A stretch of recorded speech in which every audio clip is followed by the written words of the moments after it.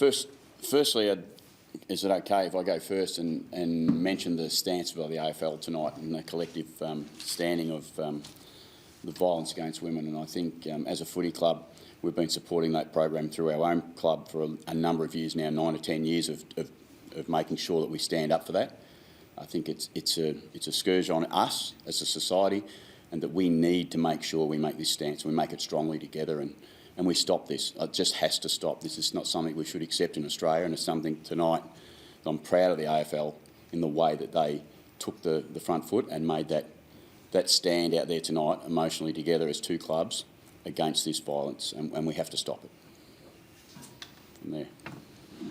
What went so long tonight, Kim? Oh, we couldn't convert. We just could not convert. I mean, all the numbers that you like or want or need, the reality is for us, that's been consistent, and we've been falling down too often in conversion. Whatever you want to say, the facts are we're not scoring at the level that we need to.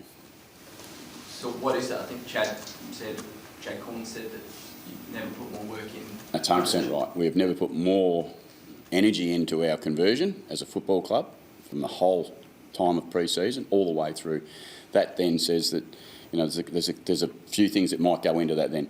It's game style, it can be personnel, it can be managing the stress of taking the opportunity. So I think there's 2 or 3 real things that we need to look really clear at, because we can't keep ignoring the reality of I don't know what it was tonight, 5-18 or 6-8, I don't know what the number was. It's embarrassingly poor in front of goals. How do you address that then, given something we've spoken about pretty much all year we've pulled out of? Yes, as I said then, Simeon, there's probably a couple of things. You've got to go to game style for first and foremost. Are we getting the shots that we need to get in the positions that we need to get them? Have we got what we need in front of the ball to allow us to convert more often than not? And at the moment, the simple answer right here, right now, is the answer to both of those questions is no to what we've got in front of the ball, and yes to we need to look at the way we move the ball collectively through the ground and into our forward 50, and then not just be pleased that we've got 10 more entries than the opposition for I don't know how many times in a row. Whatever you structure behind the ball early, they're obviously able to get you on the slingshot. Yeah, I think we've seen Adelaide, what they did most of last year, and they're really good. I mean, they're really... everyone knows it. When they've been at their best, they're efficient pieces in front of the ball. We just talk around some of the things that we haven't got.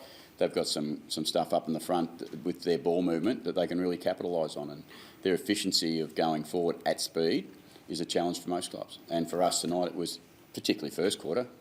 I think it was 20 entries to 8 in the first quarter, and they kicked 5 goals. So, you should be able to defend a little bit better because the ball's in your half a lot more, but we didn't.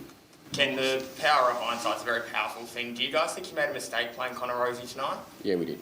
Yeah, I made a mistake playing Connor Rozee tonight. That was clear. It was obvious. All the testing that we done, all the medical support we could get, all the information I could get was Connor was able to, and I seen it with my own eyes. He was actually able to run as fast as he needed to, kick as long as he needed to. But once fatigue set in tonight, that was clear. And I can try and hide behind that, but I'm not cowed when it comes to owning a mistake, and that was what it was. So was that your call in the end? Yep, my call. So is it worse now, the same issue? It's no worse. It's no worse, but it's the same issue, which would suggest to me that if he had the week off, he would be better the next week. So. Do you think he played on his mind in some way? Like we saw him a couple of times, I think in the third quarter only handballed, and then a couple of times he had 2 kicks smothered. Do you think like he had a mental impact on him as well? I let Connor down by letting him play, and that would impact anyone. What was his say in the lead up to the game? And he thought he was absolutely right to play. And as I said, if you watched him run, and it's hard not to believe and not to be sure that was the case. And he was flat out. 2 days in a row, no problems at all. And kicking the ball, I've watched him yesterday, kick the ball from 60 metres and have shots at goal. I've seen all the things you needed to see. I should have better history. I should have known that. I should have known that was perhaps going to happen. And I set Connor up to fail as a player by the way he had to perform out there. At what point did you realise there was a problem tonight? After half time.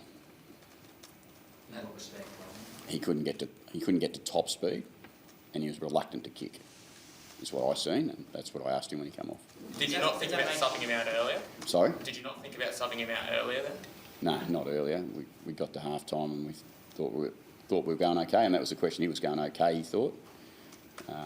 Maybe it was 5 minutes before half time, I'm not sure, but that was the reality of what happened. We made the decision to sub him out after that. Does that kind of impact the way you look at future hamstring injuries? I guess if anything similar. Yeah, they're really frustrating injuries to make decisions on, because as I said earlier this week, that every time you bring them back from any type of hamstring, there's always a risk, and you're always nervous.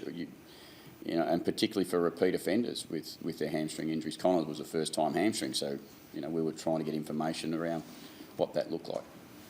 Have you spoken to him then? Spoken to Connor, yeah, not straight away now. I've spoken to him when he came off the ground. But did you say similar? Did you apologise for the call? Did I apologise to Connor? Yeah. No, I didn't apologise to Connor as much. I apologised to our supporters for the decision that was made, because the decision was made collectively, but I'm in charge. George, How the other just guys, I guess Mitch with his knee and Todd with his ankle? Yeah, that game. Straight after the game, I think they're okay, but who knows? I mean, one was a rolled ankle, it's a small roll of ankle. I think that'd be fine. Mitch's knee looks like just a knock on the knee, but it blew up quite quickly. But nothing, I don't think sinister, but who knows? It's there. Speaking to Zach in the rooms, he kind of said he felt like players can have a bit of dare out there, especially in the second half and the third quarter. Did he share that kind of sentiment? Yeah, I think the dare was a little bit off and a little bit missing, but I think that reflects back on what the Crows did to us. They were able to slow us down. They were able to stop us from having too much dare, and that happens when you've got good accountability through the ground and around back half, mid part, and forward half of your ground. You need the collective to come together, and that can slow down teams. I know we asked you this yesterday, but got your number again tonight. Why? In a different way. Yeah. In a different way, because that's the. I mean, no, actually, not so much a different way. Conversion's always been an issue, probably as far as against any teams, but against the Crows, they've won the last three. There's no denying that. They look like they're able to hurt us more often, clearly, in the last three games than we can possibly hurt them. And their measure up front with their conversion versus our measure up front, they're just doing it better than us currently, and that's where credit has to go. They've been better. Do any of the boys that got injured tonight play next week? Do you know? Oh God, I don't know right now. I mean, you're asking me a pretty long question there. Give me until we find out what they look like, and as I said this week, we showed that with some information we made a decision that wasn't right.